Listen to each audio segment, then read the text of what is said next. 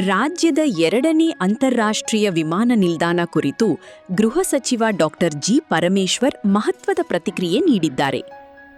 ತುಮಕೂರಿಗೆ ವಿಮಾನ ನಿಲ್ದಾಣ ಬಂದರೆ ನಮಗೂ ಬಹಳ ಸಂತೋಷ ಎಂದು ಅವರು ಹೇಳಿದ್ದಾರೆ.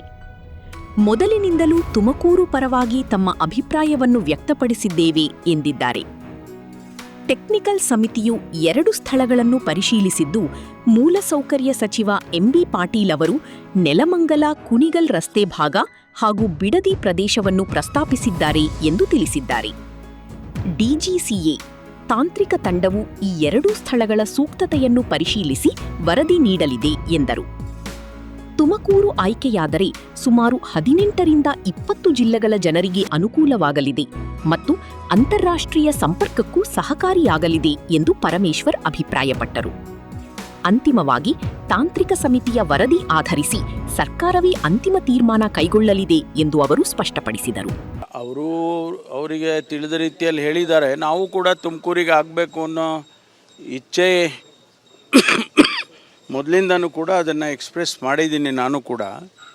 ಆದರೆ ಟೆಕ್ನಿಕಲ್ ಕಮಿಟಿ ಏನು 2 ಜಾಗವನ್ನು ನೋಡಿ, ನಮ್ಮ ಇನ್ಫ್ರಾಸ್ಟ್ರಕ್ಚರ್ ಮಿನಿಸ್ಟ್ರಿ ನಮ್ಮ ಎಂ ಬಿ ಪಾಟೀಲ್ರವರು 2 ಜಾಗವನ್ನು, ಒಂದು ನೆಲಮಂಗಲದ ಕುಣಿಗಲ್ ರೋಡ್ ಇದೆಯಲ್ಲ ಆ ಭಾಗ ಒಂದು ಮತ್ತು ಬಿಡದಿ ಒಂದು ಅಂತ ಹೇಳಿ ಅವರು ಪ್ರಸ್ತಾಪ ಮಾಡಿದ್ದಾರೆ.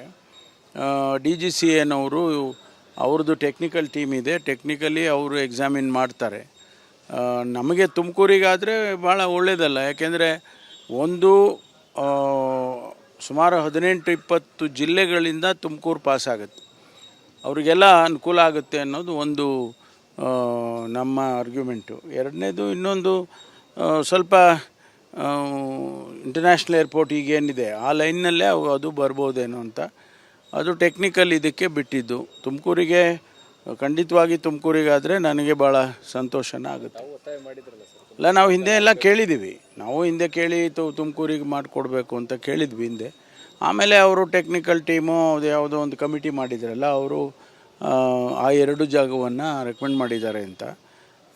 ಸರ್ಕಾರ ಅಂತಿಮವಾಗಿ ಏನು ತೀರ್ಮಾನ ತಗೊಳುತ್ತೆ ನೋಡೋಣಂತೆ. ಕರುನಾಡು ಟೈಮ್ಸ್ ಚಾನೆಲ್ನಲ್ಲಿ ಸುದ್ದಿ ಮತ್ತು ಜಾಹೀರಾತು ನೀಡಲು ಈ ನಂಬರ್ಗೆ ಕರೆ ಮಾಡಿ.